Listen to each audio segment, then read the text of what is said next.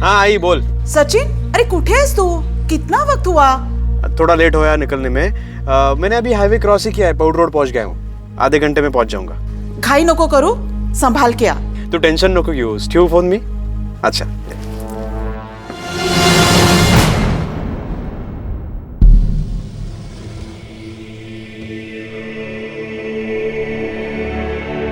आप जिस नंबर को डायल कर रहे हैं वो काय इस झालं? समय स्विच्ड ऑफ है। अरे क्यों परेशान हो रही हो? आ जाएगा वो। सचिन का फोन बंद आ रहा है। अरे बाबा, उसका फोन का बैटरी बंद हो गया होगा इसलिए। 2 घंटे पहले फोन किया था, बोला था आधे घंटे में पहुंच रहा हूँ। मेरा तो दिल बहुत घबरा रहा है। नमस्कार, आदाब। क्राइम पेट्रोल डायल 100 में आप सबका स्वागत है। हमारे जीवन का हर दिन जिंदगी की आपाधापी में कब निकल जाता है पता ही नहीं चलता। वक्त की सुई अपनी रफ्तार से आगे तो बढ़ती जाती है, लेकिन अपने पीछे कई बार कुछ ऐसे घाव छोड़ जाती है जो वक्त के साथ और गहरे हो जाते हैं। कहते हैं कि हर किसी को अपने अतीत को भुलाकर आज में जीना चाहिए और अपने कल के बारे में सोचना चाहिए, लेकिन अगर किसी का अतीत उसके आज में शामिल होकर उसके कल को बर्बाद कर दे तो। हेलो। ओहो, छोकरे को उठा लिया है। आपको कितना टाइम लगेगा आने में? सुरेंद्र। हाँ कौन? सुरेंद्र। राजेंद्र? हाँ सुरेंद्र। काय झालं? वो सचिन नांदेड़ गया था एक डिलीवरी के लिए। हाँ अभी तक आया नहीं है। तू येतो का माझे बरोबर? हाँ शांत रहा तो मैं 1-2 मिनट में आ रहा हूँ। उसको चल के देखते हैं। बस शर्ट पहन के आ रहा हूँ मैं अभी। चलो। कोई जरूरत नहीं कहीं जाने की। आज दोस्त की याद आ गई। अरे नैना कब बस। हाँ दिमाग खराब होगा तुम्हारा? ये टाइम है इसे बात करने का? वैसे भी वो लोग टेंशन में है। हाँ काय झालं? माहिती आहे नाही रे, तो सचिन घरी चाला नहीं। मर गया होगा ना तो अच्छा होगा।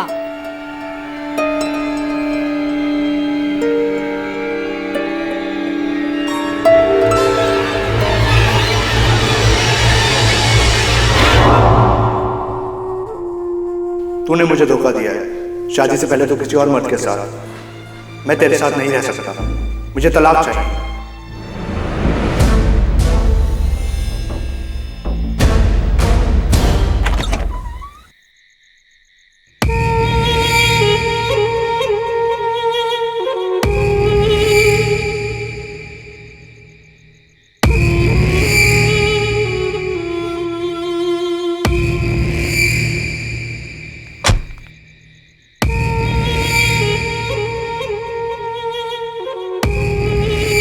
सचिन की काफी देर पहले फोन पर अपनी मां से बात हुई थी।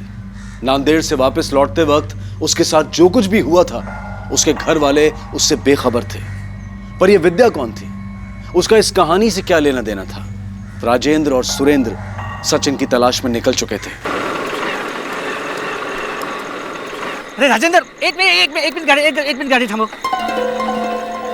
सचिनची तर गाडी नाही। राजेंद्र, अरे ये तो सचिन की गाड़ी है। सचिन। सचिन। सचिन। ओ राजेंद्र। हाँ। अरे इकडे हे देख।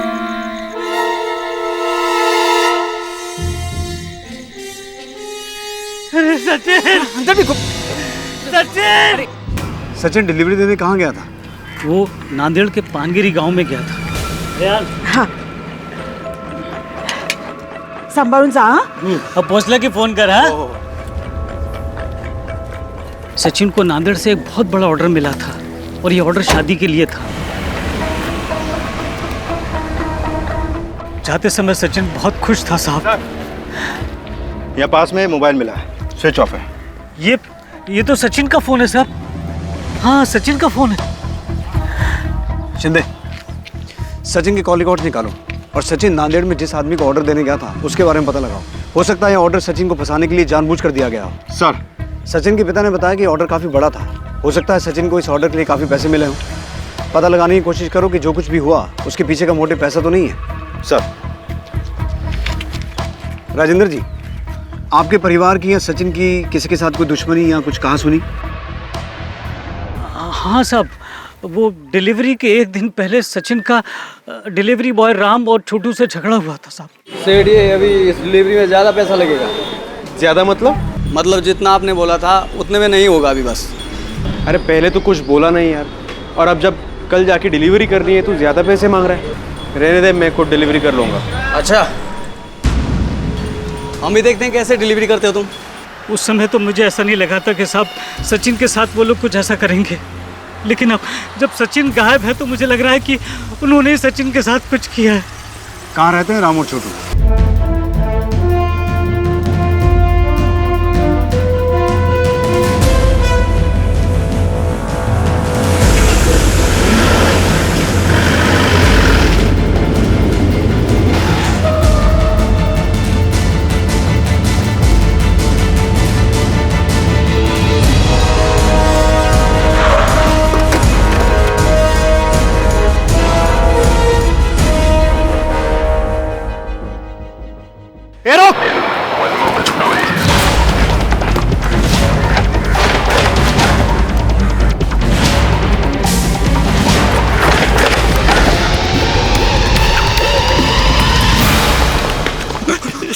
साहब हमने कुछ नहीं किया साहब। हमने कुछ नहीं किया साहब।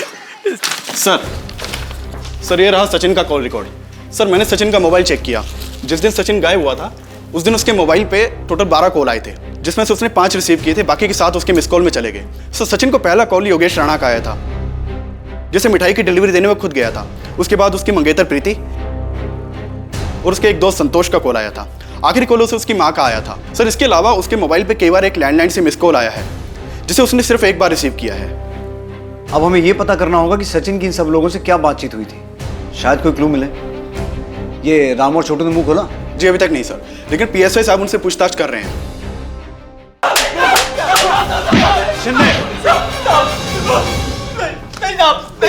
कहाँ है सचिन? क्या किया उसके साथ? हमको कुछ नहीं पता साहब। सेठ कहाँ पे? हमने कुछ नहीं किया साहब। कुछ नहीं किया तो भागे क्यों? क्योंकि एक दिन पहले सेठ से बहस हो गई थी हमारी। हमें लगा कि हम लोग हम पे शक करेंगे, हम डर गए थे साहब। जब तक ये सच ना बोले अच्छे से खातिरदारी करो इनकी। सर मिठाई की डिलीवरी कब तक मिलेगी ये जानने के लिए मैंने सचिन को कॉल किया था, और कुछ नहीं सर। हाँ सर, मैंने सचिन को कॉल किया था। हम दोनों कॉलेज से दोस्त हैं। उसका मैसेज आया था कि वो नांदेड़ आ रहा है कुछ डिलीवरी के लिए, तो हमने यहाँ मिलने का प्लान किया। हम दोनों काफ़ी समय से मिले भी नहीं थे। बाद में उसको कुछ लेट हुआ तो उसने प्लान कैंसिल किया सर मैंने तो उसे इसलिए फ़ोन किया था ताकि वो खाना खा ले। काम के आगे खाने का ध्यान नहीं रहता था उसे। सर मुझे तो लगता है। क्या लगता है आपको? मुझे लगता है कि इन सब के पीछे रूपाली का हाथ हो सकता है। रूपाली? रूपाली सचिन के पापा के दोस्त सुरेंद्र जी की बेटी है। सचिन को पसंद करती है वो। रूपाली की माँ ने तो बवाल ही खड़ा कर दिया था। सचिन ने बताया था मुझे कि रूपाली कोई ना कोई ड्रामा ज़रूर करेगी, इसलिए हमने सचिन के कमरे में एक कैमरा फिट कर दिया था। सबने देखा उसका वीडियो, सबने थूका रूपाली पे।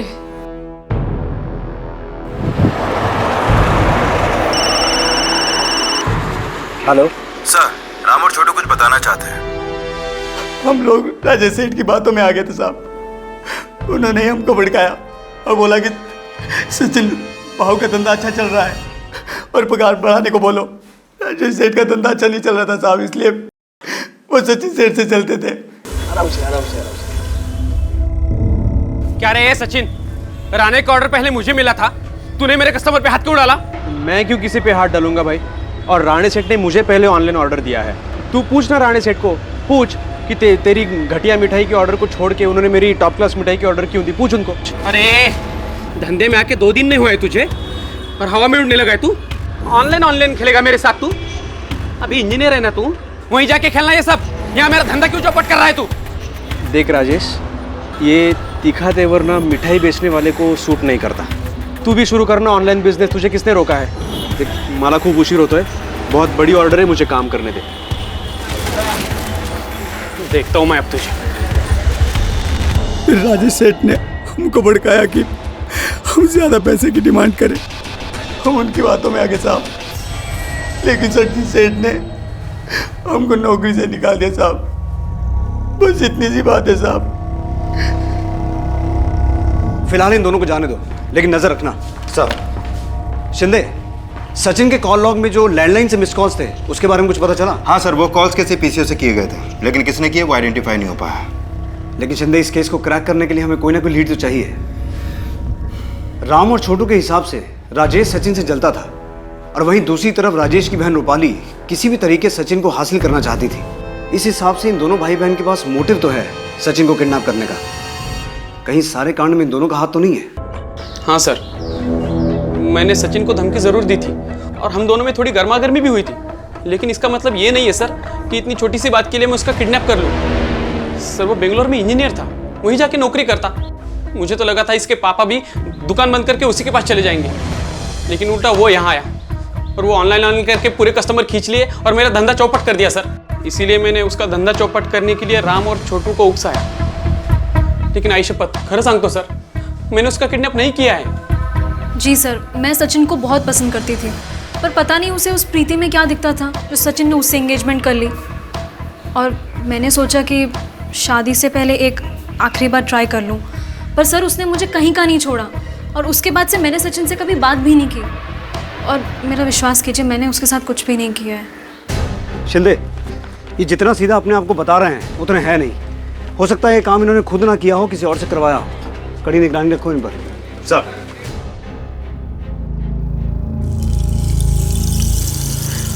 हमारा सचिन मिल जाएगा ना?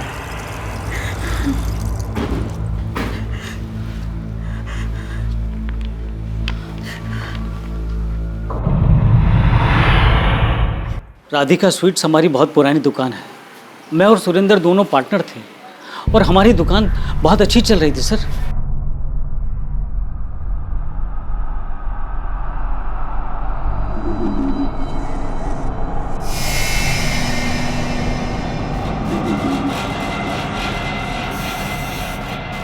सब कुछ अच्छा चल रहा था सर, लेकिन सुरेंद्र की बीवी नैना के भड़काने के बाद सुरेंद्र ने अपना हिस्सा अलग कर लिया और हमारी दुकान के पास एक नई दुकान खोली, न्यू राधिका स्वीट्स के नाम से।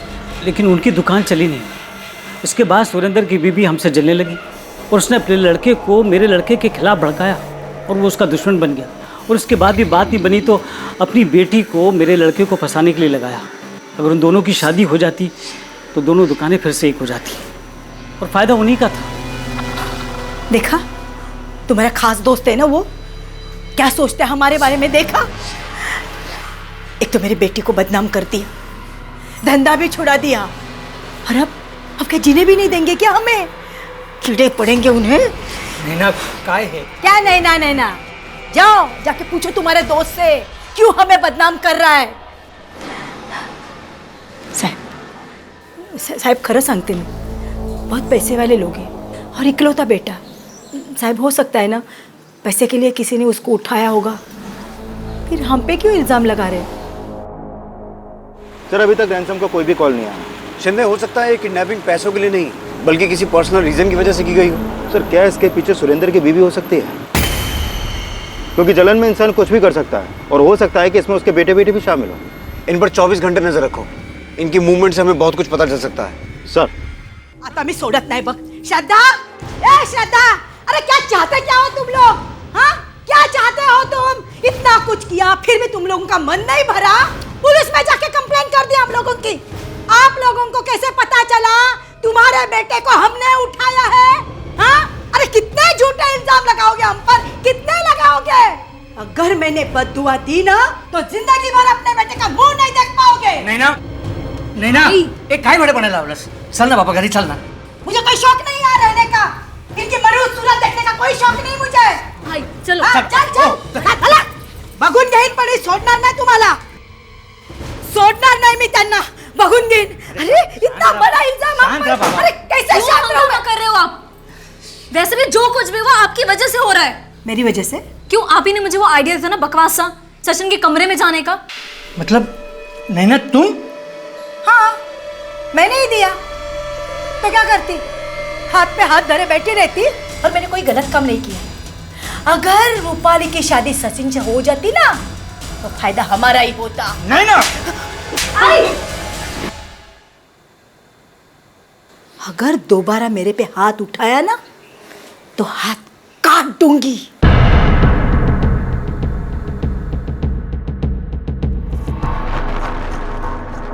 आई एम सॉरी विद्या जी, मैं आपको एलिमनी नहीं दिला पाया। केस पूरी तरह से उनके फेवर में था।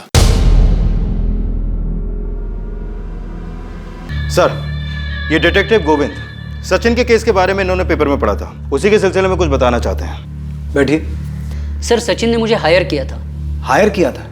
किस काम के लिए? उसे प्रीति के कैरेक्टर पे डाउट था। वो ये जानना चाहता था कि प्रीति का किसी से अफेयर है या नहीं। उसने मुझसे कहा कि मैं प्रीति पे नजर रखूं। फिर उसने मुझे नीलेश की फोटो भी दी और उन दोनों पे नजर रखने के लिए कहा। सर, जब मैंने नीलेश और प्रीति पे नजर रखना शुरू किया तो मैंने ये पाया कि उनके बीच ऐसा कुछ नहीं, वो सिर्फ दोस्त है। ये बात मैंने सचिन को भी बताई, लेकिन पता नहीं क्यों वो ये मानने के लिए तैयार ही नहीं था। फिर उसने मुझे प्रीति की पास्ट की डिटेल्स निकालने को कहा। पास्ट में प्रीति के कई सारे बॉयफ्रेंड्स रह चुके थे। प्रीति के पास में जितने भी बॉयफ्रेंड्स थे उनमें से कोई ऐसा भी है जिसके साथ प्रीति का? सर, मुझे तो ऐसे कुछ सबूत नहीं मिले। मुझे प्रीति के बारे में जो भी डिटेल्स मिली मैंने वो सारी सचिन को दे दी। ये सब प्रीति के बॉयफ्रेंड्स हैं? है नहीं, थे। अब प्रीति इनमें से किसी के टच में नहीं। लेकिन बॉयफ्रेंड्स तो थे ना? सर, प्रीति के एक्स बॉयफ्रेंड्स के फोटोज देखने के बाद सचिन काफी गुस्सा हुआ था। उसने मेरे सामने ही प्रीति से एंगेजमेंट तोड़ने की बात तक कह दी थी। उसे लेकर प्रीति का भाई उत्कर्ष सचिन से काफी नाराज हुआ था। सर, सचिन ने मुझसे कहा कि मैं एंगेजमेंट तोड़ दूं, वरना वो सबको मेरा पास बता देगा। सर, ये एक अरेंज मैरिज थी। उसको मैंने कहा कि ये प्रीति के जो भी रिलेशनशिप्स थे वो एंगेजमेंट के पहले के थे और हर एक इंसान का एक पास्ट होता है। मैंने उसे समझाया कि उसका भी कोई एक पास्ट होगा। अच्छा, तो कहीं इसी वजह से तुम दोनों ने उसके साथ कुछ? नहीं सर, हम लोगों ने कुछ नहीं किया। हम लोग इज्जतदार घर के लोग हैं। हम तो यही सोच रहे थे कि इसके बारे में घर में बात करने से पहले हम सचिन से एक बार और बात करते हैं, लेकिन इसी बीच हमें सचिन के गायब होने की खबर आ गई। तो तुमने उस दिन झूठ क्यों बोला था?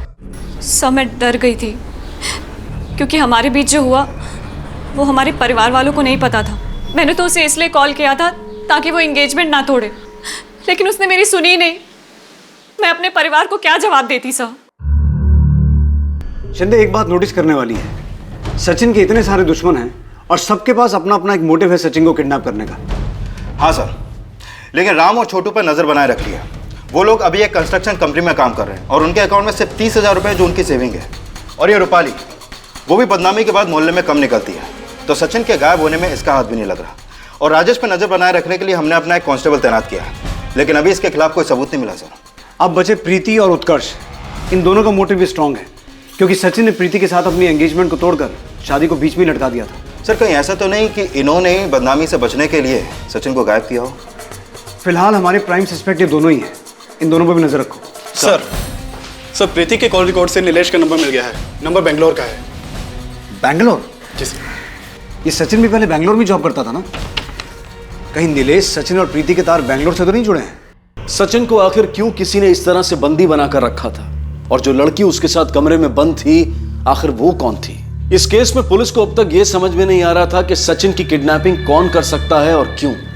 और उसी दौरान बैंगलोर में सचिन के पुराने दफ्तर से पुलिस को कुछ ऐसी बातें पता चली जिससे उनका नजरिया ही बदल गया। सर, सचिन हमारे ही ऑफिस में काम करता था। तो सचिन ने यहाँ से जॉब छोड़ी क्यों? छोड़ी नहीं सर, हमें उसे निकालना पड़ा। निकालना पड़ा? क्यों? सर, एक्चुअली सचिन का हमारे ऑफिस में काम करने वाली फीमेल स्टाफ के प्रति बर्ताव ठीक नहीं था। सर, हमारे ऑफिस में काम करने वाली फीमेल स्टाफ ने उसके अगेंस्ट में कंप्लेंट की थी। जब हमने इंटरनल इंक्वायरी की तो हमें पता लगा कि ये बात सही है, इसीलिए हमें सचिन को निकालना पड़ा।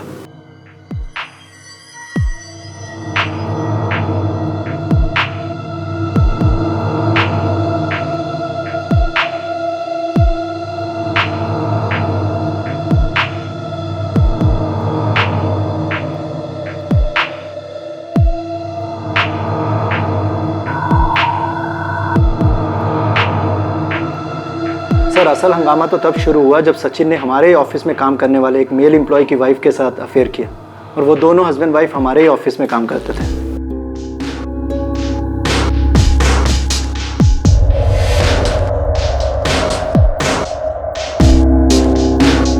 सचिन! नीलेश? Yes sir. नीलेश की पत्नी के साथ सचिन का अफेयर था? Yes sir. आपके पास नीलेश की फोटो तो होगी? Yes sir. Just a minute sir. Shinde, वो फोटो देना जो उस डिटेक्टिव ने दी थी। सर। सर, नीलेश।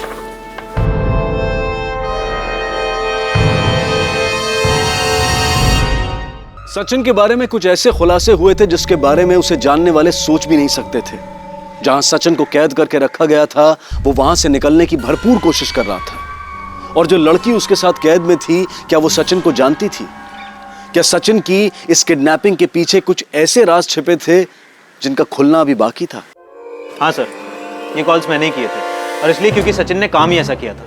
अपने घर वालों के सामने तो एकदम महात्मा बनकर रहता है, लेकिन असल में बहुत नीच और घटिया आदमी। सर, मैंने उसे अपना दोस्त समझा था, लेकिन उसने मेरी बीवी के साथ ही अफेयर कर लिया, जिसके बाद मेरा डिवोर्स हो गया। लेकिन तुमने अभी तक ये नहीं बताया कि तुम सचिन को इतने कॉल्स क्यों करते थे? तसल्ली मिलती थी सर। जब जब मुझे ये बात याद आती थी कि उसकी वजह से मेरा डिवोर्स हुआ है, तब तब मैं उसे फ़ोन करके गाली देता था। और जब उसने मेरा फ़ोन उठाना बंद कर दिया, तो मैं दूसरे नंबर से उसे कॉल करने लगा।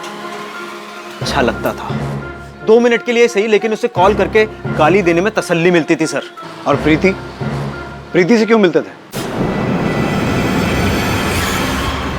सर, प्रीति तो बस एक मोहरा थी। मुझे सोशल मीडिया के जरिए पता चला कि वो प्रीति से शादी करने वाला है। मैंने प्रीति का पीछा करना शुरू किया और जल्द ही वो मेरी अच्छी दोस्त बन गई। फिर मैंने अपनी और प्रीति की मीटिंग की फ़ोटो सचिन को भेजी। लेकिन सर, मैंने प्रीति के साथ कुछ गलत नहीं किया, और ना ही वो मेरे प्लान के बारे में जानती थी। मैं तो उसे सिर्फ एक मोहरे की तरह यूज़ कर रहा था, ताकि मैं सचिन को दुख पहुँचा सकूँ, उसे तकलीफ दे सकूँ। सर, मैंने नीलेश का पूरा कॉल रिकॉर्ड क्रॉस चेक किया। कॉल रिकॉर्ड के हिसाब से तो वो क्लीन है, और बेंगलोर पुलिस को भी मैंने नीलेश पर नजर रखने के लिए बोल दिया है। शिंदे, इस सचिन का कैरेक्टर बड़ा अजीब निकला। एक ही वक्त पे दोहरी जिंदगी जी रहा था। एक तरफ तो अपनी मंगेतर प्रीति पे शक कर रहा था, और दूसरी तरफ अपने बहुत सारे अफेयर चला के बैठा था। जिस आदमी का अपनी दोस्त की बीवी के साथ चक्कर हो सकता है, सोचो उसने अपने पास्ट में क्या क्या गुल खिलाए होंगे। हो सकता है सचिन की किडनैपिंग का कनेक्शन उसके पास से हो। मुझे लगता है हमें सचिन के पास को अच्छे से खंगालना चाहिए, और इसकी शुरुआत उसके कॉलेज से करता है। सचिन के कॉलेज से पुलिस को कई चौंका देने वाली बातें पता चली, जो शायद सचिन के आज को बर्बाद कर रही थी।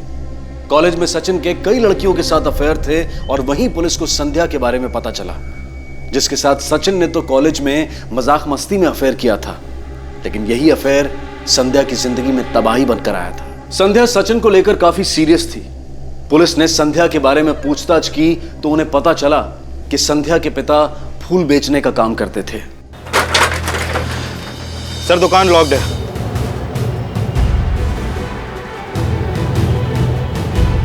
ये भूल वाला आज आया नहीं? आज क्या साहब, ये तो कई महीनों से नहीं आया है। क्यों, कहाँ गया? साहब, जाने से पहले बोल के गए थे नांदेड़ जा रहा है। नांदेड़? हाँ साहब। नांदेड़ में कहाँ? नांदेड़ में साहब, ये तो नहीं मालूम मुझे। शिंदे, सचिन भी मिठाई की डिलीवरी लेके नांदेड़ ही गया था ना? हाँ सर। ये सिर्फ एक कोइंसिडेंस नहीं हो सकता, जरूर इसके पीछे कोई गहरी साजिश है। सर, ये दुकान का ताला तोड़ के चेक करें।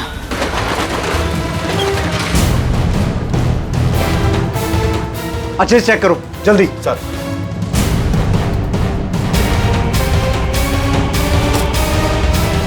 सर, ये देखिए। ये फोटो सभी पुलिस स्टेशन में भेजो। मुझे लगता है सचिन को गायब करने में इन दोनों का ही हाथ है। सर। हमें नांदेड़ चलना होगा फौरन। कदम साहब, आसपास पता करवाइए, शायद किसी ने कुछ देखा हो। जी। और इसकी बॉडी पोस्टमार्टम के लिए भिजवाइए। जी। कदम साहब, हमें इन दोनों की तलाश है। हमारी इंफॉर्मेशन के हिसाब से ये दोनों नांदेड़ में ही रहते हैं। इस आदमी को तो मैं जानता हूँ।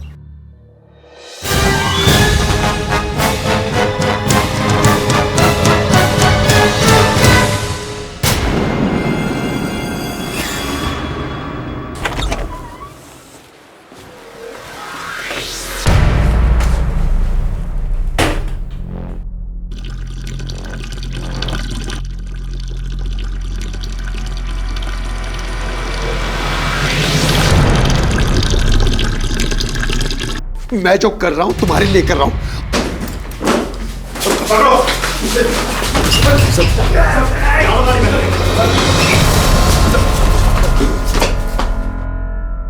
सचिन से क्या दुश्मनी थी तुम्हारी? उसे किडनैप क्यों किया? नफरत करता हूं मैं उस लड़के के नाम से। हैवान था वो, जिंदगी खराब कर दी उसने मेरी बेटी की। उसके चक्कर में मेरी बेटी पागल हो गई साहब। मैं रोज अपनी दुकान से उस सचिन को देखता था, हर हफ्ते किसी नई लड़की के साथ घूमता था और मेरी दुकान से फूल खरीद के उन लड़कियों को देता था।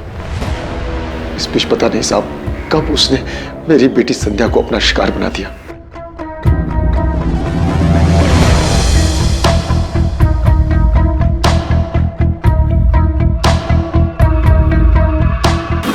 काका, आप यहाँ फूल बेच रहे हो, वो आपकी इज्जत पे माला चढ़ा रहा है। क्या हुआ? जब हमें पता चला, हमने सचिन को धमकी दी, उसको मारा पीटा भी। सचिन तो संध्या से दूर हो गया, लेकिन संध्या उससे अलग होने के गम में डूबती चली गई। उसका मानसिक संतुलन बिगड़ गया। सचिन ने तो हमारी बेटी से मजाक मस्ती में ये रिश्ता रखा था, लेकिन मेरी बेटी इस रिश्ते को अपना सब कुछ मान चुकी थी। हमने सचिन के पिता से बात की, लेकिन उसने हमारा यकीन नहीं किया। फिर सचिन ने हमें धमकी भरा फोन किया कि अगर हमने ये बातें किसी और को बोल दी तो वो अपनी और संध्या की सारी उल्टी सीधी फोटो सबको दिखा देगा। इसलिए हम चुप हो गए, लेकिन शायद भगवान को हमारी मजबूरी दिखी और वक्त की सुई वापस घूमकर अपनी जगह पहुंची। लेकिन अब वक्त हमारा था। सचिन मिठाई की डिलीवरी लेके आया, लेकिन तब मेरे भतीजे प्रसाद ने सुना कि वो शादी करने जा रहा है। बाजू में सचिन, मुझे पता चला कि तुम्हारी भी शादी हो रही है अभी। हाँ, सगाई पक्की हो रही। इसलिए मेरे तीनों भतीजों ने उसे किडनैप किया। कौन हो तुम? क्यों मार रहे हो मुझे? कौन हो तुम? छोड़ो मुझे, छोड़ो मुझे। हमने उसे नहीं मारा साहब। हम तो ये चाहते थे कि वो हमारी बेटी से शादी करे। शायद हमारी बेटी ठीक हो जाती।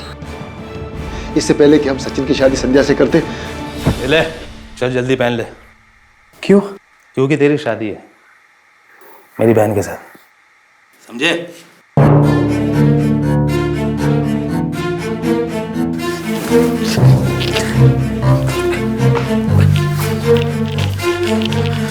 नहीं करूंगा मैं तुझसे शादी। इससे अच्छे कि मैं मुझे जान लूंगा। शादी नहीं करूंगा तुझसे मैं। नहीं करूंगा शादी। तुम जाओ यहाँ से। जाओ? तो तुम जाओ।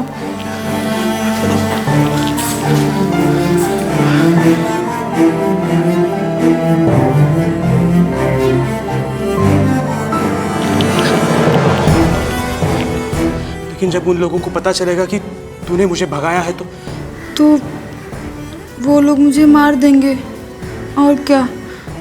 उसके बाद वो कहाँ गया मुझे नहीं पता साहब, लेकिन हमने उसे नहीं मारा है साहब। आखिरकार इस बात का खुलासा हुआ कि सचिन के अतीत का वो कौन सा राज था जो उसके आज पर भारी पड़ रहा था। लेकिन अगर संध्या के पिता की माने तो उन्होंने सचिन का खून नहीं किया था। पुलिस के सामने अब बड़ा सवाल यह था कि आखिर सचिन को किसने मारा और क्यों मारा। अखबार में इस हत्या के बारे में पढ़कर पुलिस के सामने एक ऐसा शख्स आया जिसने इस केस की दिशा ही बदल दी है। सर, सचिन की फोटो न्यूज़पेपर में देखते ही सीधे हमारे पास आए। दरअसल जिस दिन सचिन की डेथ हुई थी, डेथ से कुछ देर पहले सचिन ने इनके मोबाइल से एक फोन किया था। किसे फोन किया था? सर वो तो मुझे पता नहीं। साहब वो भागता हुआ मेरे पास आया, मुझसे मेरा फोन मांगने लगा।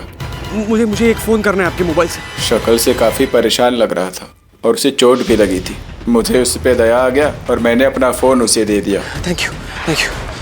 शिंदे, फौरन पता करो इनके फोन से सचिन ने किसे फोन किया था। सर, ये फोन दीजिएगा। जी सर।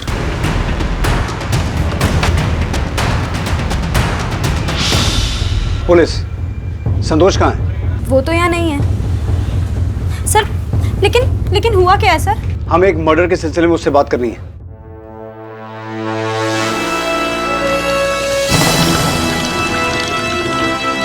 सर, अंदर नहीं है वो। शिंदे, रेलवे स्टेशन, बस अड्डा, ऑटो स्टैंड, हर जगह ढूंढो उसे। क्विक। सर लेकिन बताइए ना किसका मर्डर हुआ है? सचिन पाटेकर।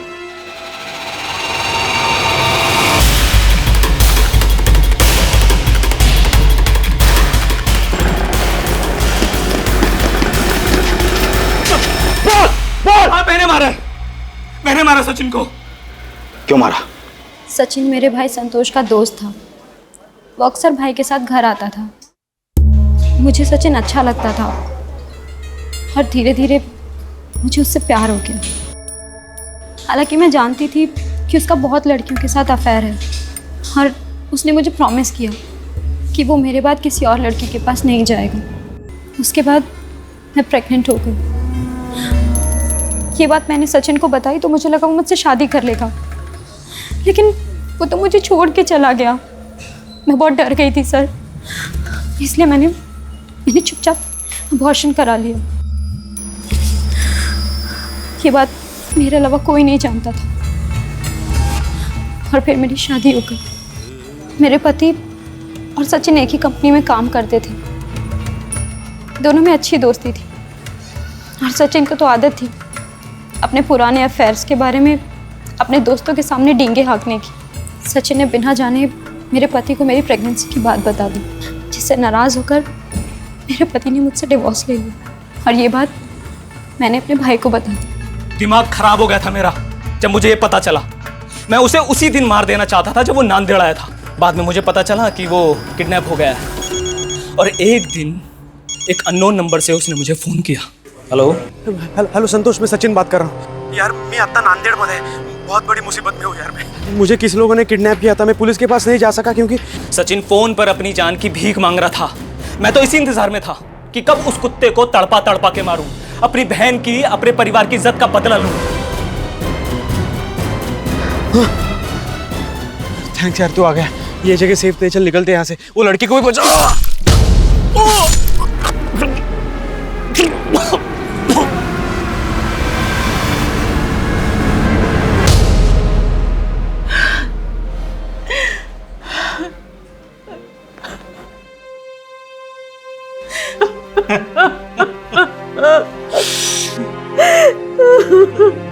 आपने कई बार ये सुना होगा, जैसी करनी वैसी भरनी। आज का ये केस इस कहावत को सच साबित करता है।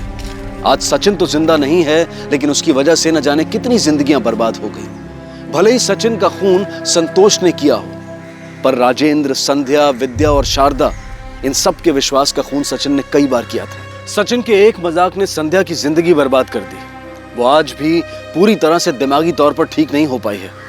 जरूरत है कि हम अपने नजरिए को बदलें और रिश्तों की कदर करना सीखें।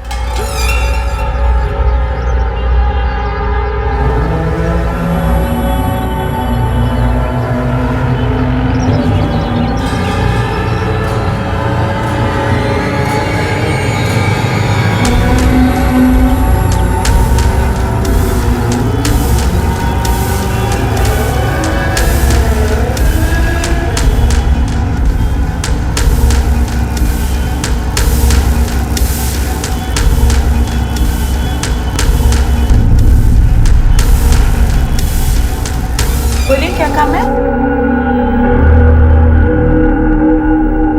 इतने अबॉर्शन करते कहाँ? बताइए, किसका करवाना है? माचा वहीनी। अच्छा, कितने पैसे लगेंगे? वैसे तो 10,000 लगते हैं अगर पति और फैमिली हो तो। अगर नाजायज बच्चा हो तो सिर्फ 25,000।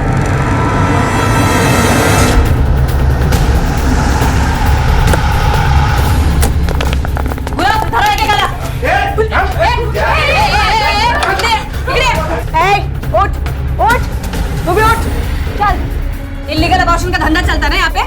बात झाली है ऐसी जेव्हा खाना आता चल तेरे को जेल की हवा खिलाती हूँ। तू तो भाग रही है, क्या हिला ताब्यात घ्या। गुरव टाका सगळ्यांना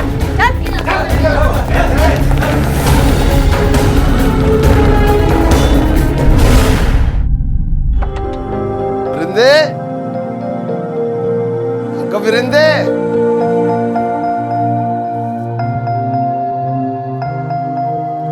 कुठे आहेस तू? बाबा आले। देख तेरी सब पुस्तक लेके आया मैं। वृंदे, वृंदे,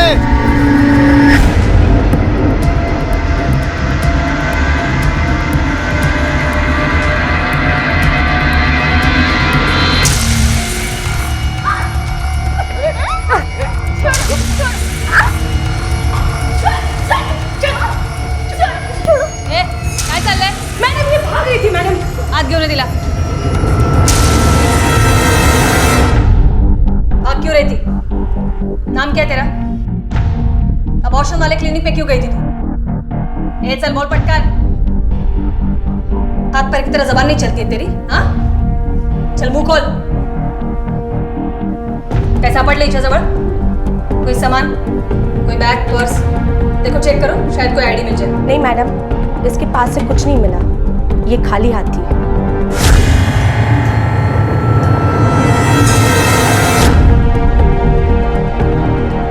ये खून कैसे लगा? बोलो फटाफट। खाकर बोलोगी या बिना खाए? चल बोल।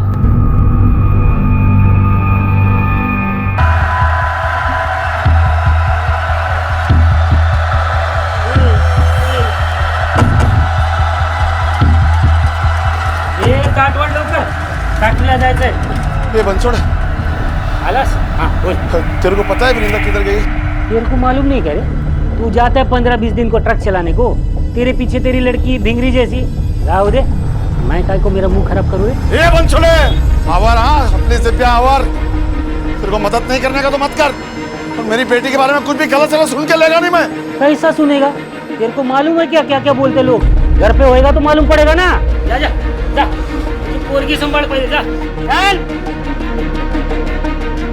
मैडम, वो अबॉर्शन पर कितना खर्चा आता है वो पूछने आई थी मैडम। खुद का अबॉर्शन कराने आई थी? नहीं मैडम, उसने तो कहा था अपनी भाभी का अबॉर्शन करवाना है, लेकिन मुझे जहाँ तक लगता है वो अपने अबॉर्शन के लिए ही आई थी। लड़की की प्रेगनेंसी टेस्ट कराओ तुरंत। मैडम, लड़की की प्रेगनेंसी रिपोर्ट पॉजिटिव आई है। चलो कुछ मत बोलो, अपने घर का पता बोलो। माँ बाप इंतजार कर रहे होंगे तुम्हारा, घर छोड़ देते। देखो अगर कुछ नहीं बोलोगी तो यहीं बिठा के रखेंगे। क्यों? मैंने क्या किया है? जहाँ पर तू पकड़ी गई उस क्लिनिक में इलीगल एबॉर्शन होता था। पर मैं वहाँ काम नहीं करती। तो क्यों गई थी वहाँ पर? अबॉर्शन कराने? नहीं नहीं। देखो तुम्हारी टेस्ट से पता चल गया कि तुम प्रेग्नेंट हो। चल बोल, लफड़ा क्या है अभी? लफड़ा नहीं है मैडम, प्यार है मेरा। तो ये बच्चे को क्यों गिराना चाहती हो? नहीं मैडम, मैं गिराने नहीं गई थी, मैं और मेरा पति तो ये बच्चा चाहते हैं। क्यों आ रहा तू मेरे पेट में? आगे क्या कम मुसीबत थी मेरे पास? तुम भी आ गए उसको बढ़ाने के लिए। पति? शादी हो गई है तुम्हारी? जी। उम्र क्या है? 21 साल। लगती तो 18-19 साल की है। नहीं नहीं साहब, सच बोल रही हूँ, 21 साल की हूँ मैं। और ये खून तेरे कपड़ों पे कैसे लगा? चल बोला भी। वो मैडम, मेरी तबीयत खराब थी ना, तो मेरा पति खाना बना रहा था तो उंगली कट गई उसकी, उसी का खून लगा। चल ठीक है, फोन लगा पति को, बात करा। फोन नंबर याद नहीं है। घर मोहल्ला गली नंबर कुछ तो याद होगा, या मैं मेरे तरीके से याद दिलाऊं? याद है, राज पाटिल नाम है इनका, नाग थाने में रहते हैं, मकान नंबर 65।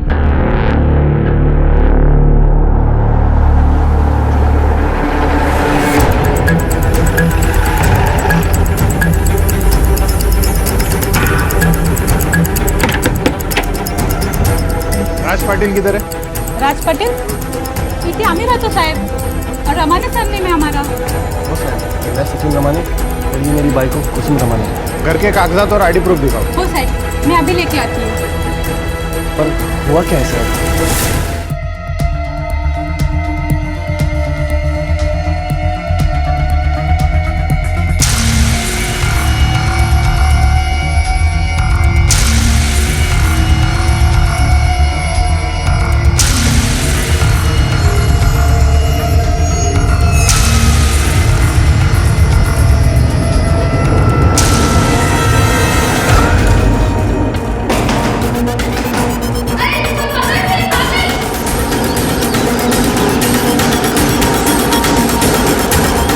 से भागी तुम?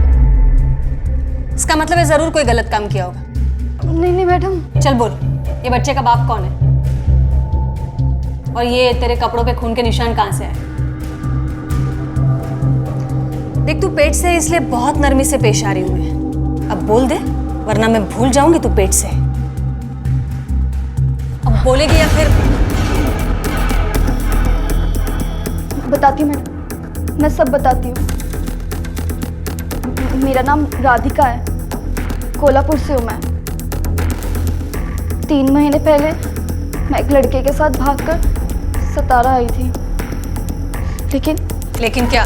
जब उसे पता चला कि मैं माँ बनने वाली हूँ, उसने मेरे साथ मारपीट की, मुझे बहुत मारा। मैं आपको बचाने की कोशिश करी थी, इसी में मैंने उसके सर पे मारा और उसका खून मेरे यहाँ लग गया। मतलब मर्डर किया है तुमने? नहीं मैडम, मैंने किसी का मर्डर नहीं किया है। उसको तो बस थोड़ी सी चोट लगी थी। उसके बाद उसने मुझे स्टेशन पर छोड़ा और मेरे हाथ में कोल्हापुर की ट्रेन की टिकट दी, पर मैं घर नहीं गई। मैं वहाँ से सीधा क्लिनिक गई अबॉर्शन के लिए। कौन सी गाड़ी से टिकट करवाई थी कोल्हापुर के लिए?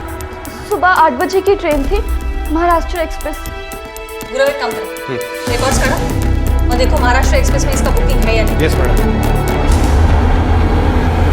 महज 18-19 साल की दिखने वाली ये लड़की जो अपना नाम राधिका बता रही थी, आज उम्र के ऐसे पड़ाव पर थी जहां बचपन की मासूमियत के साथ बढ़ती उम्र की समझ भी आ जाती है, लेकिन समझदारी से कदम उठाना थोड़ा मुश्किल होता है। इंसान झूठ 2 हालात में बोलता है, जब वो किसी से कुछ छिपाना चाहता है या फिर वो कुछ गलत कर रहा होता है।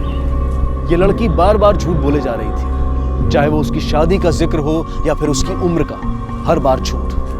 और जिस क्लिनिक में इलीगल अबॉर्शन होता था, वहां ये लड़की क्या अपना अबॉर्शन करवाने आई थी? क्यों ये अपने झूठ से पुलिस को गुमराह कर रही थी और बार बार पुलिस स्टेशन से उसकी भागने की कोशिश कई सवाल खड़े कर रही थी।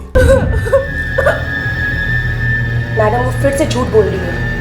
2 दिन रिमांड में रहेगी ना, सब उगल देगी। नहीं जय, अगर ये सच बोल रही है तो इसके ऊपर जो बीती है वो हम नहीं समझ पाएंगे, और हमारा काम है सच का पता लगाना, और हम वो लगा कर रहेंगे। तब तक इसे क्रिमिनल मत समझो।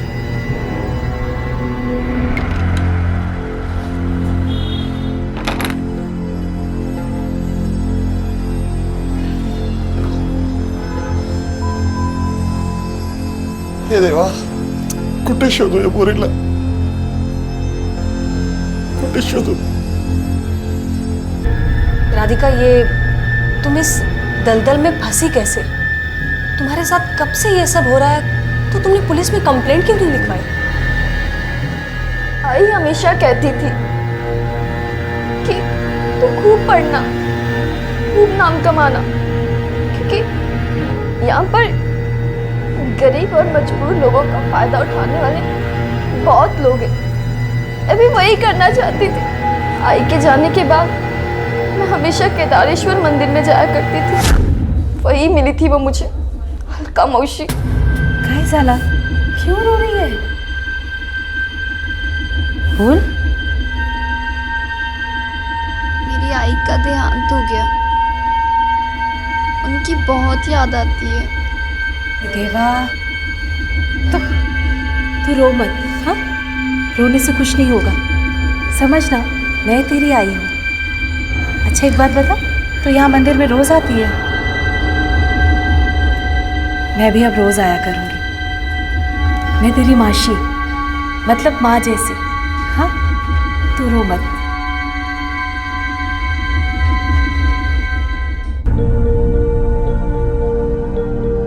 अलका मौसी के आने से लगा जैसे खुशी मिल गई। उनका मेरे लिए अच्छे अच्छे गिफ्ट लाना, मेरा ख्याल रखना, उनके आने से लगा जैसे माँ की कमी पूरी हो गई।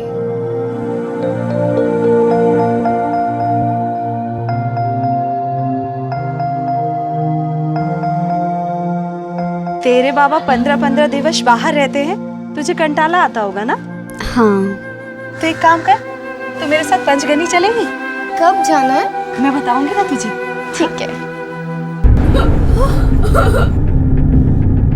वृंदा, वृंदा, वृंदा तुझे क्या हुआ? तू रो क्यों रही है? ये सब किसने किया? मौसी, जब हम लॉन्च के बाहर गए थे तो कमरे में एक आदमी आया था और उसने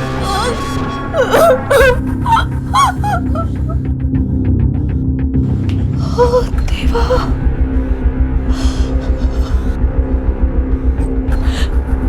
वृंदा, तू चुप हो जा और चल, पुलिस में चलते हैं। नहीं,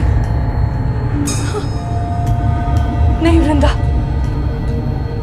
पुलिस के पास जाएंगे तो तेरे बाबा को सब कुछ पता चल जाएगा। नहीं, और लोगों को भी पता चल जाएगा कि तेरे साथ क्या हुआ, तो जीते जी मर जाएंगे बेटा। नहीं, क्या करें? नहीं, हम पुलिस स्टेशन नहीं जाएंगे, हम घर चलेंगे। फिर एक बार ऐसा ही हुआ, मैं मौसी पर भरोसा करती रही। और स्कूल और हॉस्टल में एडमिशन कराने के लिए मुझे एक कॉर्पोरेटर के पास ले गए। काश मैं आई का सबक याद रखती और अलका मौसी पे भरोसा नहीं करती। लेकिन जब तुम्हें पता चला कि ये अलका मौसी तुम्हारे साथ ये सब कर रही है, तो तब पुलिस में क्यों नहीं आई तुम? मैं जाना चाहती थी पुलिस के पास, मैं जाने वाली थी, पर अलका मौसी ने मुझे धमकी दी। उसने कहा अगर मैं पुलिस के पास गई तो वो मेरा गंदे वाला वीडियो सबको दिखा देगी।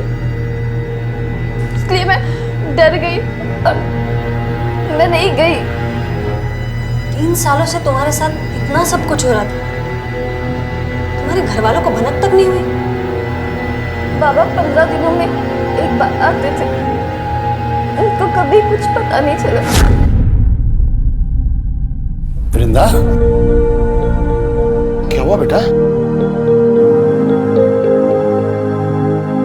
तबीयत तो बढ़िया है ना तुझी? क्या झालं सांग, मैं तेरे लिए अच्छा वाला खाना बनाता हूँ। हाँ, फिर खाना खा के मेरे बच्चे के मुंह पे हंसी आएगी, है कि नहीं? हाँ, राधिका, तुम रहती कहाँ हो? मैंने पूछा कहाँ रहती हो तुम?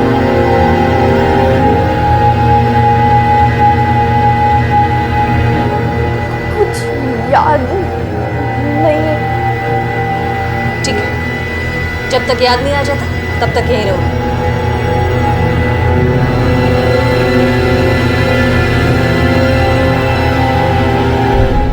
मैडम, इस लड़की को किसी भी रेपिस्ट का नाम पता नहीं, और जितने भी लोग हैं सब बड़े पोस्ट वाले लोग हैं, तहसीलदार, कॉर्पोरेटर, सरपंच। गुरव, हमारी वर्दी पोस्ट नहीं देखती है, उसके लिए इंसान की 2 ही कैटेगरीज है, क्रिमिनल और इनोसेंट। मैडम, वो जितनी भोली दिखती है ना वो है नहीं। आप बस ऑर्डर दीजिए, मैं उसे ठीक कर दूँगी। नहीं जया, एक काम करो, केदारेश्वर मंदिर भेजो किसी को ये लड़की की तस्वीर लेकर। ये मौसी बहन जी का मेल मिलाप इसी मंदिर में होता है, इस लड़की का सच इसी मंदिर के आसपास होना चाहिए।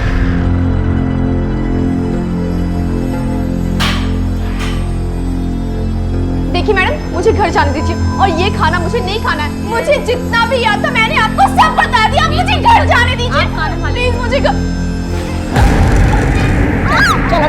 चला मुझे बहुत मत पकड़ लिया तू। हाँ बच्चे, हाँ ये तमाशा यहाँ नहीं चलने वाला है।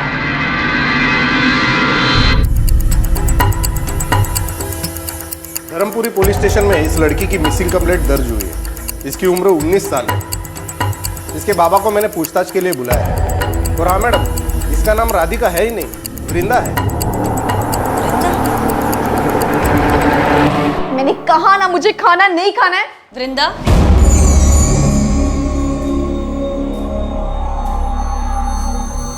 आपको मेरा नाम कैसे पता चला? धर्मपुरी में रहती हो ना, तुम्हारे बाबा को बुलाया है, शायद याददाश्त वापस आ जाएगी बाबा से मिलके। बाबा को क्यों बुलाया आपने? मैं आपके आगे हाथ जोड़ती हूँ, प्लीज मेरे बाबा को कुछ मत बताइएगा प्लीज। क्यों? ये बाबा से इतना क्यों डरती हो तुम? क्या हुआ है?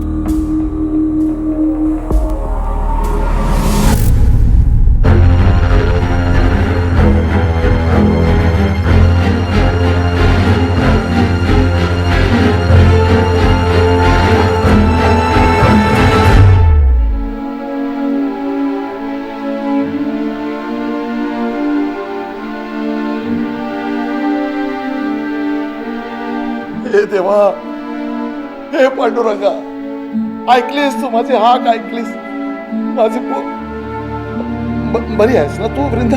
हाँ, तू यहाँ पुलिस थाने में क्या कर रही? मैं बताती हूँ।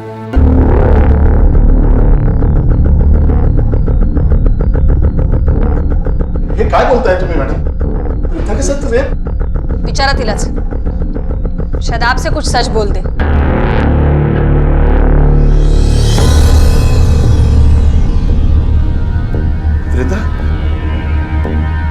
काय ऐकतोय मी?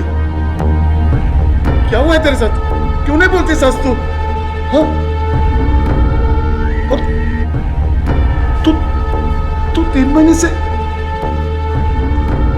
ये देवा। पापा, मैंने मैडम से झूठ बोला था, मेरा कोई रेप नहीं हुआ।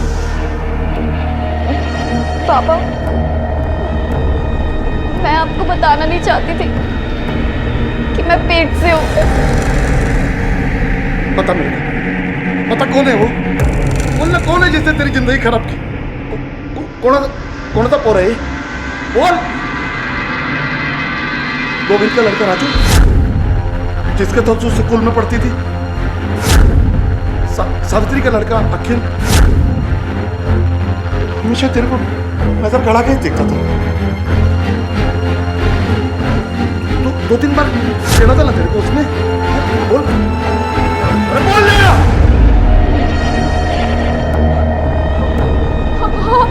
हाँ बाबा, वो सावित्री काकी का बेटा अखिल है।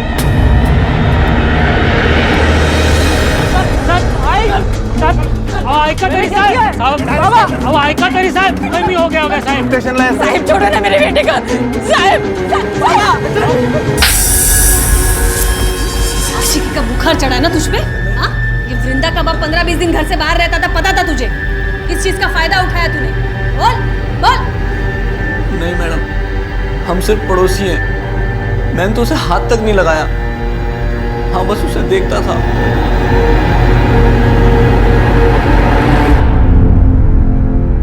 उसने मेरे बेटे को जेल में भेजा ना, भगवान उसका कभी अच्छा नहीं करेगा, देखना।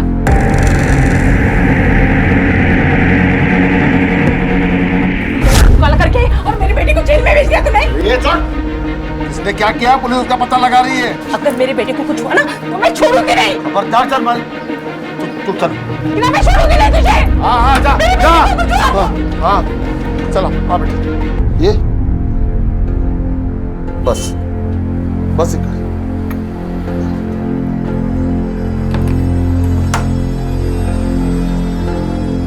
तू हाथ मुंह धो, कपड़े बदल, मी खायला बघतोय। कोर्ट से परमिशन निकालो। और एक बात, ये वृंदा की प्रीनेटल डीएनए पैटर्निटी टेस्ट करवाओ, उससे तो पता चल ही जाएगा बच्चा अखिल का है या नहीं। Yes madam.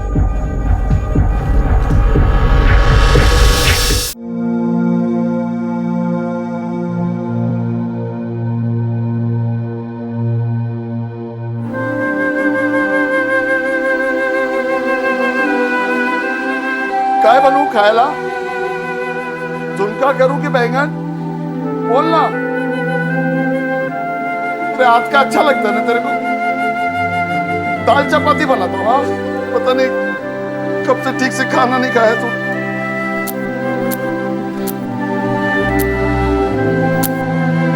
पापा,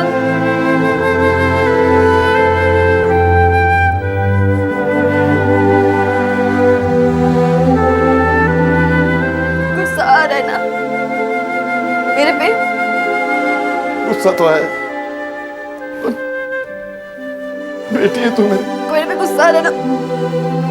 ठीक है, हाँ मुझे मारो। गुस्सा आ हो। मैं कभी तेरे को गुस्से में आग बड़ी करके भी नहीं देखा, फिर आज अपने कलेजे के टुकड़े को कैसे चोट पहुंचा सकता?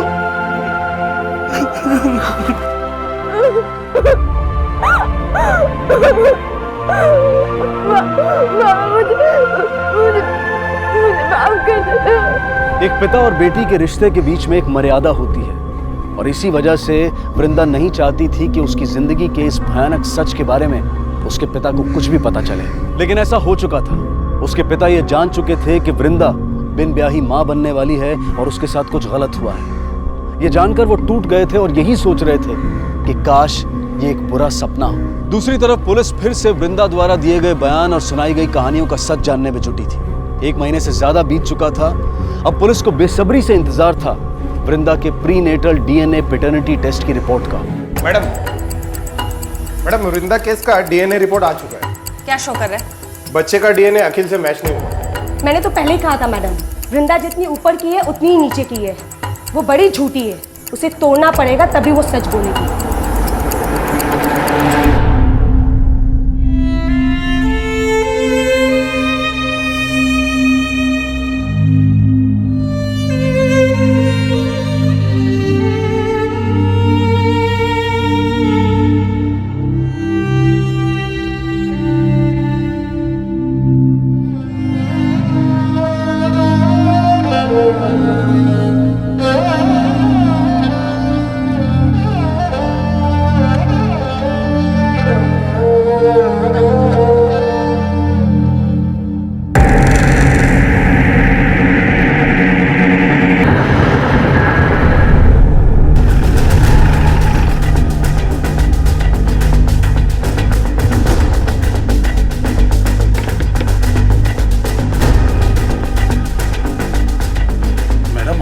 वृंदा को बुलाइए। लेकिन हुआ क्या है? वही जो आज तक होते आया है। आपकी बेटी ने फिर से एक बार झूठ बोला है। ये सच नहीं है। मेडिकल रिपोर्ट के हिसाब से आपकी बेटी के पेट में पलने वाला बच्चा अखिल का नहीं है। मेरी बेटी इतना बड़ा झूठ नहीं बोल सकती। आप फिर से जांच करवाइए। आप वृंदा को बुलाइए। अब टेस्ट करने की बारी उसकी है।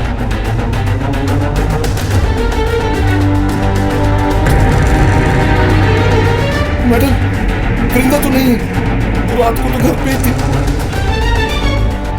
वृंदा के बारे में पता करा। ज्यादा दूर नहीं गई होगी, यहीं आसपास होगी।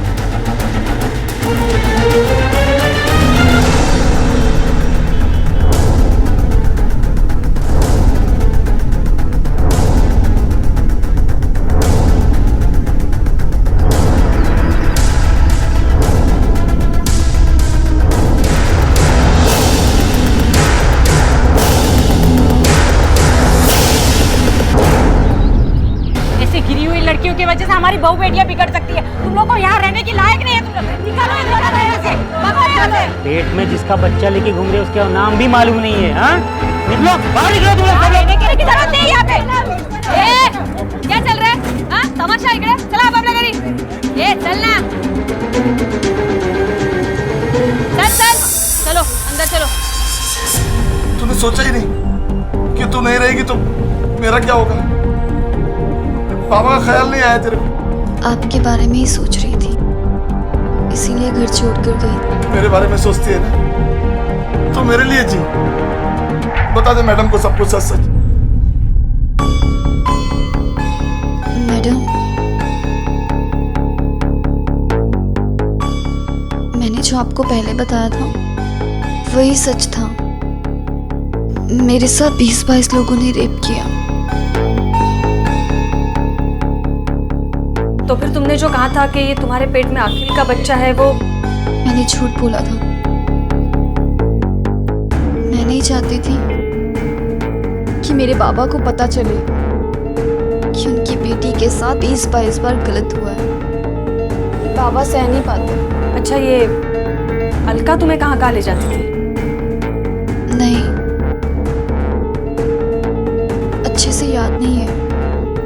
अलका मौसी आती थी मुझे लेने और वही छोड़कर जाती थी। माँ बाप को पता चलेगा तो क्या होगा? सोसाइटी में बात फैल गई तो लोग क्या कहेंगे? ऐसी ही डर की पट्टियों को शातिर गुनहगार अक्सर मासूमों के मुंह पर लगाकर उन्हें चुप करा देते हैं और अपने फायदे के लिए उनसे मनचाहा काम करवाते हैं। आखिरकार वृंदा के झूठे स्टेटमेंट्स के उलझे हुए धागों में से जो एक सच का धागा पुलिस के हाथ लगा, वो था उसके साथ 20-22 बार किए गए बलात्कार का सच।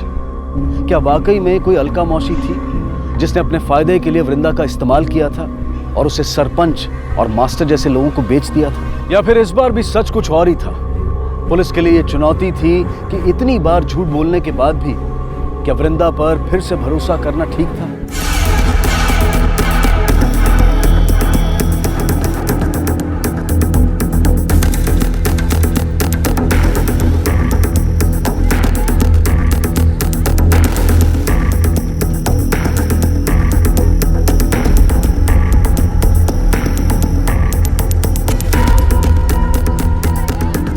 को कहीं देखा आपने? जी हाँ, मैंने इसे 1-2 बार देखा है। मंदिर में आते हुए एक लड़की से बात कर रही थी। ये लड़की है वो? जी हाँ, यही है। कि वृंदा ने पहली बार वाकई हमसे सच कहा है और उसका यही सच हमें रेपिस्ट के गले तक पहुंचा सकता है। मुर्गी कितनी निर्लज है ना, काय बोलूं, कहाँ मुंह काला किया होगा पता नहीं, तो भी मुंह उठा के चलती है वो। बाप भी तो वैसे ही होगा ना, 15-15 दिन बाहर रहता है, कहाँ मुंह मारा होगा पता नहीं उसने। इसको और इसके बेटी को ना जहर खा के मरना चाहिए।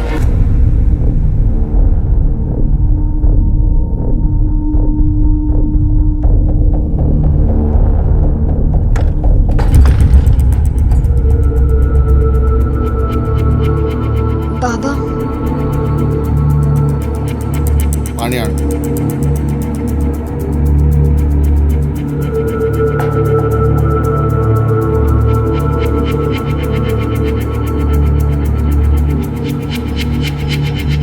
बाबा पानी। क्या है ये मेरे आने वाले बच्चे के लिए। बच्चे को नए कपड़े नहीं पहनाते ना, तो मैंने अपने पुराने कपड़े निकाले हैं जो आपने संभाल कर रखे थे। बाला, सब बेड़ापना करो ना कुछ। मेरी बात मान, गिरा दे इसको। दूसरों की गलती की सजा मैं अपने बच्चे को क्यों दूं? सागा ना, जो बच्चा अभी इस दुनिया में आया भी नहीं है, आप उसे गिराने की बात कर रहे हैं। मैं अपने बच्चे को जन्म दूं। क्यों? क्यों उसको जन्म देके अपनी तकलीफ को बढ़ाना चाहती? चल मेरे साथ अस्पताल में चल। छोड़ो मुझे। ना मैं कुछ करूंगी और ना ही आपको करने दूंगी, और ना ही किसी को अपने बच्चे को चोट पहुंचाने दूंगी।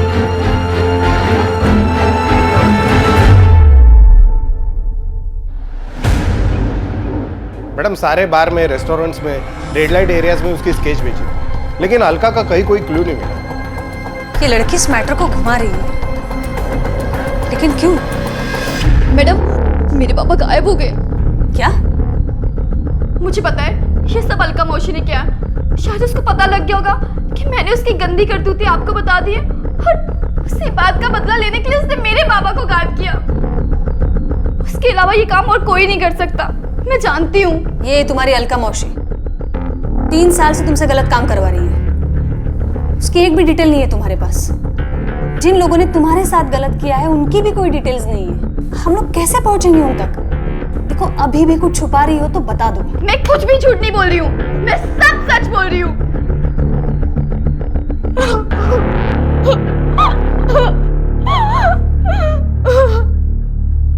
मैडम मी सगळीकडे इन्क्वायरी केली, सखा जाधव के बारे में किसी को कुछ भी पता नहीं।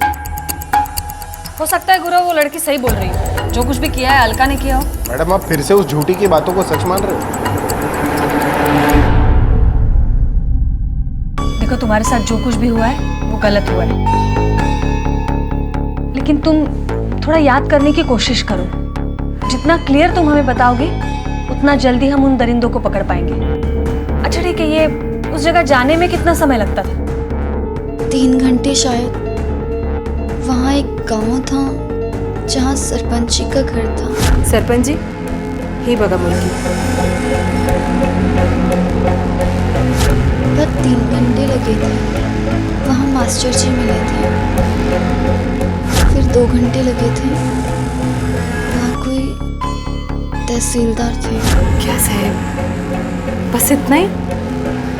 जितनी कौली पोरगी उतना जास्ती पैसा। गुरु एक काम करा, ये सातारा से 2-4 घंटे पर जितने भी गांव हैं, उस गांव से सारे तहसीलदार, सरपंच, मास्टर, नेता, ये टाइप के लोगों की फोटो और डिटेल्स निकालो। मैडम आपको लगता है ये सब सच होगा? गुरु, अगर ये लड़की सच बोल रही है ना, तो ऐसी कई लड़कियां होंगी इस दलदल में, और उन्हें बचाने के लिए व्हाइट कलर की सफेदी भी चेक करनी पड़ी ना, तो भी मैं करूँ।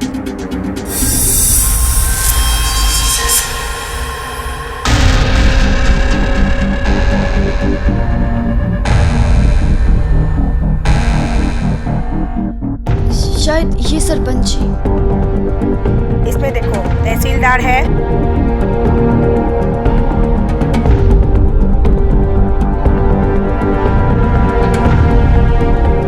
मैडम ये हर बार शायद बोल रही है, ऐसे में उन लोगों की पूछताछ करना ठीक होगा?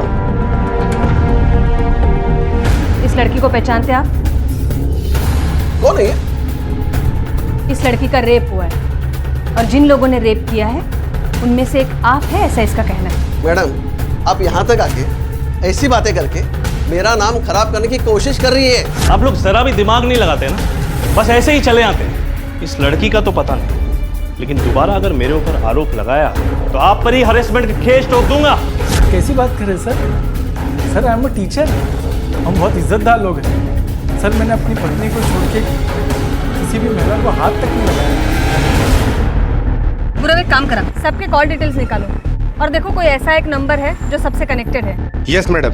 ये अलका ने सबको 1-2 बार तो पक्का फोन किया होगा। मैडम एक लेडी आई है, उसे वृंदा के बारे में कुछ बात करनी है। बुलाओ। Okay ma'am. मैडम मैं वृंदा की पड़ोसी हूँ। जब उसका बाबा गायब हुआ उससे एक रात पहले उसके घर से काफी आवाज आ रही थी। सखा वृंदा से बच्चा गिराने की बात कर रहा था। चल मेरे साथ अस्पताल में चल। छोड़ो मुझे, ना मैं कुछ करूंगी और ना ही आपको करने दूंगी, और ना ही किसी को अपने बच्चे को चोट पहुंचाने दूंगी। मैडम मुझे तो लगता है इसमें कहीं ना कहीं वृंदा का ही हाथ है। मैडम मेरी आई भी नहीं है, सिर्फ बाबा है। मैं अपने बाबा के साथ बुरा कैसे कर सकती हूँ? कर सकती हो, क्योंकि अब लाइफ में तुम्हारे कोई नया आने वाला है और वो है तुम्हारा बच्चा। अब तक तो अबॉर्शन करने वाली थी और अब ये बच्चा रखने की बात क्यों? दूसरों के गलत काम की सजा मैं अपने बच्चे को दूं? हेलो मैडम, उन सब लोगों के कॉल रिकॉर्ड में एक कॉमन नंबर मिला है, पुणे का कोई गजानन शिर्के नाम का। ठीक है।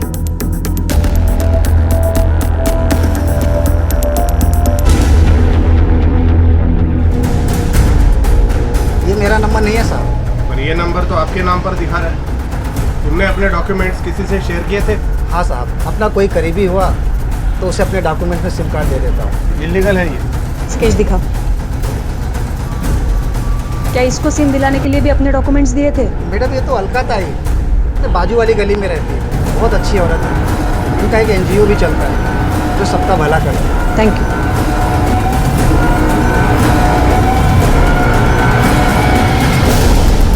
चलाओ ना। हाँ वो वाली देखो। लोगों में से अलका कौन है? मैं हूँ अलका। काय झालं मैडम? हो मैडम, सातारा के केदारेश्वर मंदिर में मिली मैं उससे। एक कोने में बैठी रो रही थी। वो मुझसे बोली कि उसकी माँ मर चुकी है, बाबा बहुत बीमार है, पैसे भी नहीं है। 2000 रुपये दिए मैडम। और एक दिन मैं उसके घर भी गई उसके बाबा को देखने। बाबा तो अस्पताल में है। पर आस पड़ोस वालों ने बोला कि उसके बाबा तो बिल्कुल ठीक है, बीमार ही नहीं है। झूठ बोली वो मुझसे। अब मुझे झूठ से सख्त नफरत है मैडम। मैं उसके घर वापस गई पर बोली देख बहुत हो गया तेरा नाटक, मेरे पैसे वापस कर दे वरना मैं पुलिस में जाएगी। शायद इसीलिए उसने झूठ बोला आप लोगों से। Thank you.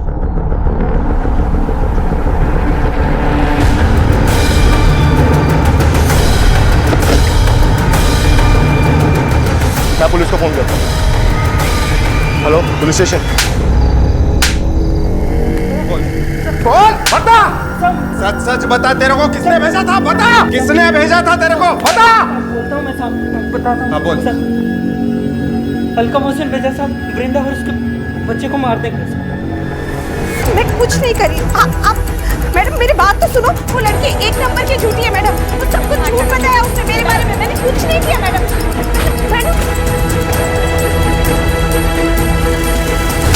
जो प्यार में धंधा करती है तू? हाँ, मैं कुछ नहीं की मैडम, मैं आपसे बोलती ना, मैं कुछ नहीं की। इनको पहचानती है? कौन है ये लोग? मैं नहीं पहचानती इनको। तू ऐसे नहीं बोलेगी। इसको इतना मारो कि खुद को भी भूल जाए। ओ मैडम, बड़े बड़े लोगों से कांटेक्ट है, ये वर्दी उतरवा सकती मैं? हाँ दिखाती हो तुझे। अभी बातें कम, काम देख हमारा। मारो इसे। बस हो मैडम, नहीं भेजी थी वो वृंदा को पिटवाने के लिए गुंडों। नहीं बेचती तो वो अपने बच्चे को जन्म देने वाली थी। इसी लालच में बस ये सब की मैं। ये तुम लोग ठीक नहीं कर रहे हो। अरे मेरे बहुत कॉन्टैक्ट्स है इस तरह के एलिगेशंस। अलका माने के स्टेटमेंट के आधार पर उन सभी लोगों को बलात्कार के आरोप में गिरफ्तार किया गया। अदालत में वृंदा ने पूरी हिम्मत दिखाई और अपने गुनहगारों को कड़ी से कड़ी सजा दिलाने में पुलिस और कानून की मदद की। लेकिन वृंदा के पिता के बारे में पुलिस अब तक कुछ पता नहीं लगा पाई थी। कुछ का मानना था कि वो अपनी इकलौती बेटी की तकलीफों को दूर नहीं कर पाए, इसलिए सदमे और बेबसी में कहीं चले गए। और कुछ लोगों का ये कहना था कि शायद उन्होंने आत्महत्या कर ली होगी। वृंदा ने एक बच्चे को जन्म दिया और एक एनजीओ की मदद से एक फैमिली ने उस बच्चे को अडॉप्ट कर लिया।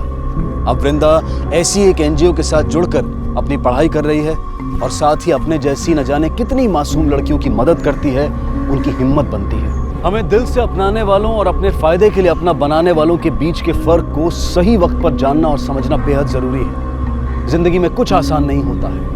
जो काली रात में हिम्मत से संघर्ष करता है वही उजाला बनकर चमक उठता है। इसी विचार के साथ अब मैं अनूप सोनी आपसे विदा लेता हूं। फिर मुलाकात होगी अगले एपिसोड में जुर्म की एक और कहानी के साथ।